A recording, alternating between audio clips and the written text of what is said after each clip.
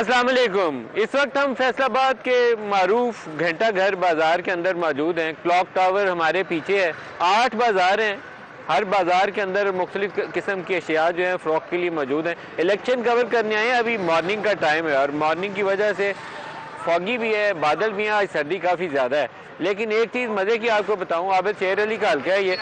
जब 2018 के इंतखाबात कवर करने आए थे तो यहाँ हर गली में जिससे पूछते थे, जिस दुकानदार से पूछते थे, लार्जली हमें सपोर्ट PMLN की मिलती थी। शायद कारोबारी तबका उसकी वजह ये हो। लेकिन आज हम कवर करने जब आए हैं, पिछले 2 रोज़ से हम फैसलाबाद के अंदर हैं, तो मुख्तलिफ बाज़ारों में घूमते हुए पहले तो सवाल ये होता है कि 8 को इलेक्शन हो जाएंगे, फिर पूछते हैं कि इमरान खान का क्या होगा। ये इन दोनों सवालों का जवाब मेरे पास नहीं है। सुप्रीम कोर्ट ने एक वाज़ेह पोजीशन ली हुई है, लेकिन अभी तक वो गहमा गहमी, वो माहौल, वो जो सरगर्मी इलेक्शन की नज़र आती है वो अभी तक मौजूद नहीं है।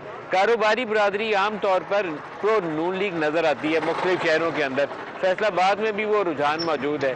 लेकिन एक जो गैर यकीनी सूरत हाल है वो है तहरीक इंसाफ के हवाले से, कि तहरीक इंसाफ का बंदा गायब हो जाता है या पकड़ा जाता है। वो अक्सर लोग हमसे सवाल करते हैं। वोटर से जब रिएक्शन लेते हैं तो रिएक्शन देते हुए भी हमारे पास 2 तरह के लोग आते हैं। एक तो वो लोग हैं जो कैमरे के ऊपर आके धड़ल्ले से बोलते हैं कि हमने नून लीग को वोट देना है या इस पार्टी तहरीक इंसाफ को देना है। बाज़ लोग वो होते हैं जब हम कैमरा बंद करते हैं या मैं माइक नीचे करता हूं तो मेरे कान में आके बोलते हैं कि तहरीक इंसाफ को वोट देना है, लेकिन कैमरे के ऊपर बोला तो हमारे पास मसला हो जाएगा। ये एक सूरत हाल खुशाइंद नहीं है। इंतखाबी मैदान खुला होना चाहिए, मुकाबले की फिजा सबके लिए बराबर होनी चाहिए। लोग जाएं, अपनी मर्जी से वोट डालें, बैलेट बॉक्स डिसाइड करे कि जीता कौन है और हारता कौन है। तो आज इस हल्के ने 102 से हम कवरेज करेंगे, तमाम कैंडिडेट्स की कोशिश करेंगे कि जो PTI के उम्मीदवार हैं हम उनको लेने में कामयाब हो जाएं। यहाँ 1-2 और PTI के उम्मीदवार हैं, इवन IPP के एक उम्मीदवार मैंने पिछले 4 रोज़ उनके पीछे लगाए, वो भी छुपे हुए हैं, भागे हुए हैं। तो उनको भी खौफ है कि अगर वो कैमरे के सामने आके कहीं इंटरव्यू इन्होंने दिया तो उन्हें उठा के ना ले जाए। कुछ हद तक हमें इसके ऊपर हाथ हौला रखना पड़ेगा।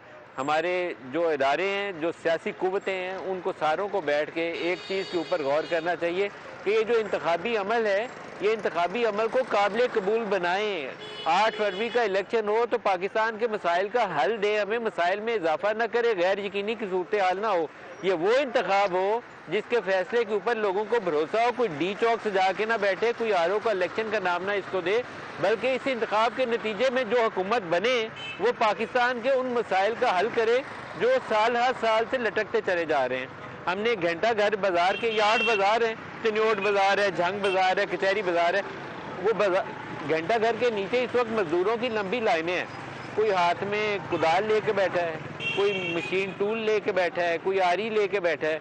उनकी जब मैं गुर्बत को देखता हूँ तो दिल में दुख और तकलीफ़ का एहसास बहुत ज़्यादा होता है। तो सोचता ये हूँ कि वो लोग जिनको अल्लाह ताला ने ये जिम्मेदारी तफवीज़ की है कि मुंतखब होकर अवाम के वोटों से आप जाएं और पाकिस्तानी कौम के इन लोगों के मसाइल हल करें, तो वो क्यों नहीं सोचते कि 30%, 40% अगर महंगाई हो रही होगी तो ये लोग ज़िंदा कैसे रहेंगे।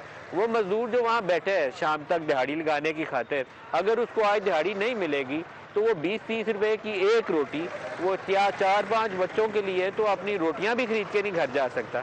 उन चीज़ों का जब कोई हल देगा, कोई सियासी जमात इस क्लैरिटी के साथ मैदान में आएगी कि हमें लोगों को रोटी सालन खाने का मसला हल करना है, इनकी सेहत का मसला हल करना है, फिर पाकिस्तान कामयाब है, फिर इंतखाबात कामयाब हैं, फिर वो काबिल भरोसा है।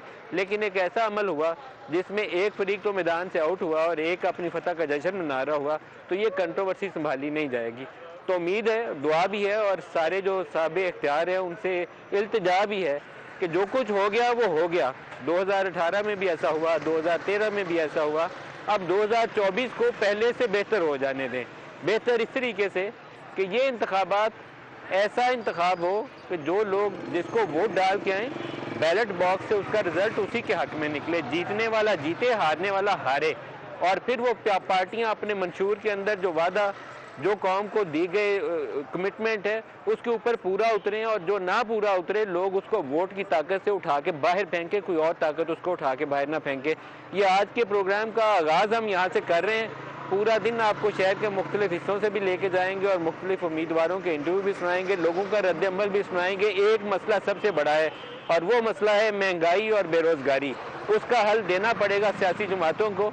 नहीं तो लोगों का इस वोट की ताकत और बैलेट बॉक्स के ऊपर से इत्मीनान ख़त्म हो जाएगा और जमहूरियत के लिए इससे बड़ा जहर कातिल कोई हो नहीं सकता कि लोगों का उस बैलेट बॉक्स के ऊपर से इत्मीनान ख़त्म हो जाए। तो आइए चलते हैं शहर के मुख्तलिफ इलाकों से भी उम्मीदवारों के पास।